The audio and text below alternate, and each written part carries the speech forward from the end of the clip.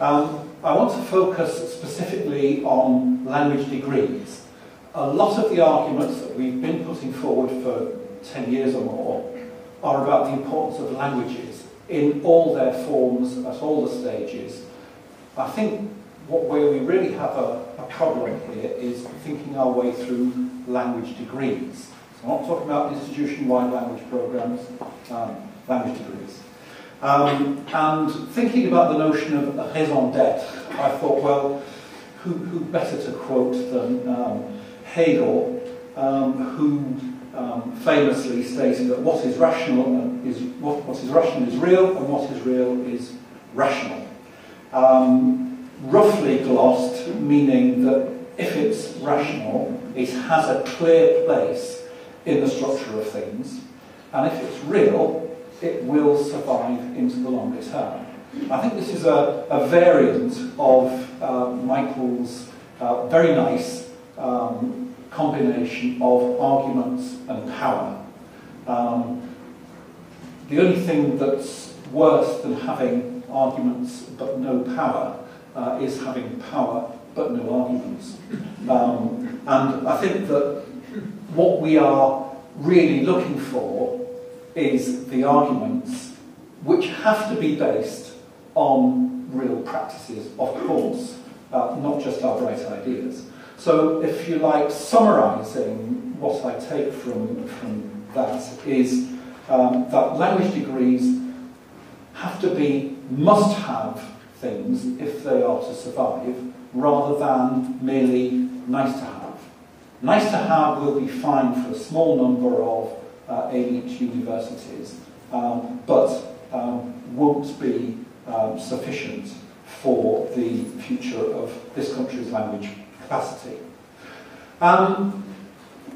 Still in the philosophising sort of mode, I thought taking the long view might be useful, and it would be useful to ask why language degrees, or as they were then called, philology degrees, were introduced around the end of the 19th century in the then expansion of universities. Essentially, I think I can pull out three main reasons why language degrees were invented. And just reminding you that Oxford celebrated the centenary of its first language degrees about 4 or 5 years ago, so we're not that old. First thing was to extend the range of classical philology studies. To some extent, modern languages were seen as a kind of lifeboat for classical languages, which were then going into the beginning of a very long-term decline. Secondly, language degrees were introduced to put vocational language studies on an academic basis. Languages had been taught in universities for a couple of 100 years. I think Trinity College, Dublin, claims to be the earliest holder of a chair in languages, which was a chair in French established in 1776 to accompany the chairs in dance and fencing. Now, in reality, languages were an important vocational strand through universities to the end of the 19th century. But the expansion of universities created an epistemological shift which required universities to go deeply and understand the full logic of the subjects that they were teaching, even if they were only teaching them for practical purposes. I think the final reason why language degrees were invented was to provide the next generation of specialists, particularly teachers, but also translators. This was a period of globalization avant la lettre, before the First World War, and the demand for teachers of foreign languages was rising, the demand for translation of texts, materials from key languages, which at that stage was the key European languages, that was intensifying. how can we compete with Germany if we don't understand their science, which of course was all written in German back at this stage. So that's why language degrees were invented then. We need to look at the situation now, a century and a bit later, to see whether we still have the same rationales. And I would say that the concern that we have in this country for the decline of modern languages, the migration of language specialists into other subject areas, which has already been mentioned, this is part of a Europe-wide phenomenon, which a number of European colleagues of mine have described as the twilight of the philologies. Now, this may not seem particularly relevant to us because we've stopped calling our language degrees philology. But in practice, what the German system calls philology is what we would call language degrees. They are declining in pretty well every country in Europe. Quite noticeably in France, for example, where it's clear that France keeps very good statistics on university programs, I should say, and tracing the reduction in literary-based studies against the increase in applied language studies is quite instructive.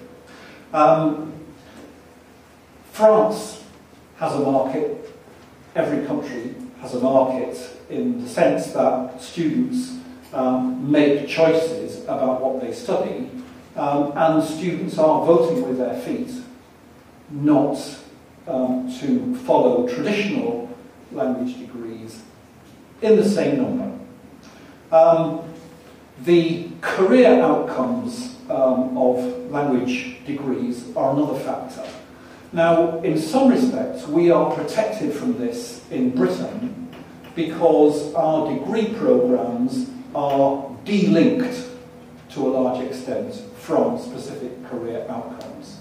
And in languages, we're well able to say, well, of course, our students go on to become broadcasters, journalists, marketing professionals, PR people, and so on. In most European countries, a philology degree is a specific preparation to teach languages in school.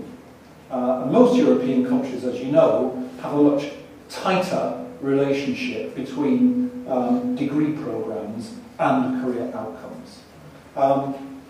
They are finding that the career outcomes available to graduates of language degrees are not adequate.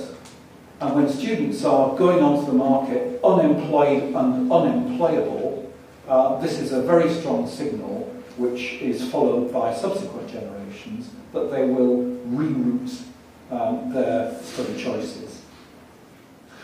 So, raison d'être for the future. I think we do need to think very clearly about producing specialist linguists. It's, I think, the demand in this country for teachers and for researchers is a very real one. There is a marked shortage of language teachers coming through into schools, a shortage only partially remedied by the fact that more and more foreign graduates are coming to train as teachers in this country. Roughly half the number of people doing a PGCE in French or German are actually themselves French or German. 50%. Only 50% are British educated. A similar story in the area of research, and I know from anecdotal evidence the number of departments who are finding their recruitment of new academic staff is increasingly tending to focus their attention on other countries. First of all, we need to identify and consult with key stakeholders, and I think today's conference is a very good example of how this can be achieved. Engaging in meaningful conversation with people who have an interest in what we do and who very often are willing to lend a helping hand and to bring the expertise that they have of non-academic areas to bear on what we propose. We need to collaborate with colleagues in other countries. For reasons I've outlined, the twilight of the philologies is becoming a very widespread preoccupation. I can offer the example of the European Language Council, which is a think tank umbrella association which I'm involved in, has recently decided to set up a special interest group to examine the future of modern languages degrees. The call for expressions of interest went out a few days ago, and already there has been quite a significant number of responses from people who are feeling that the future of language degrees is an issue that they need to get involved in. We need, thirdly, to identify distinctive knowledge content for our degrees. And I think it's one of the paradoxes of modern languages that we have moved away from the very philological, literary-based studies, which were certainly predominant when I began my academic career. We've moved towards a much broader and more interdisciplinary understanding of what we do. But I think in the process, we have, at a certain stage, lost the specificity, the area in which we have expertise that nobody else does.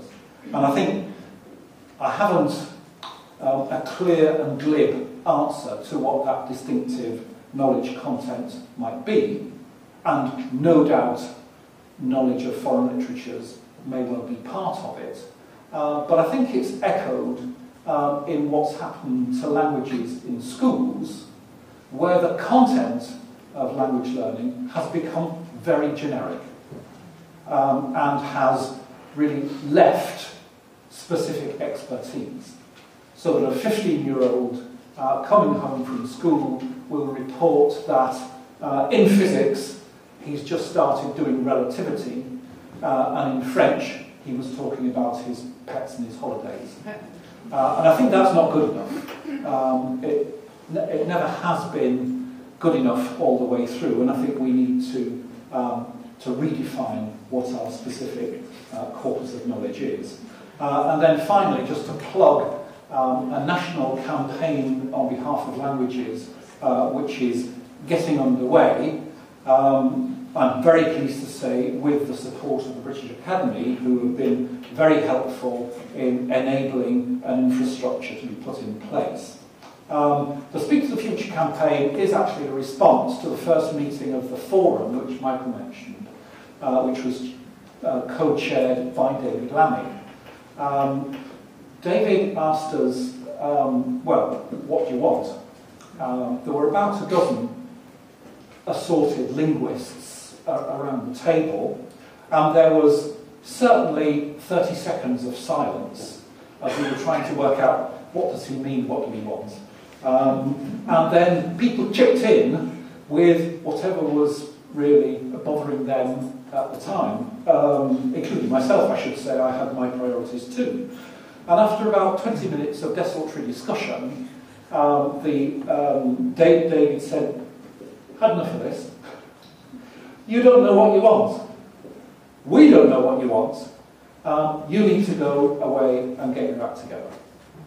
The Speak to the Future campaign, what it is an attempt to get our act together, at least to the extent of identifying a small number of objectives around which clear messages can be given.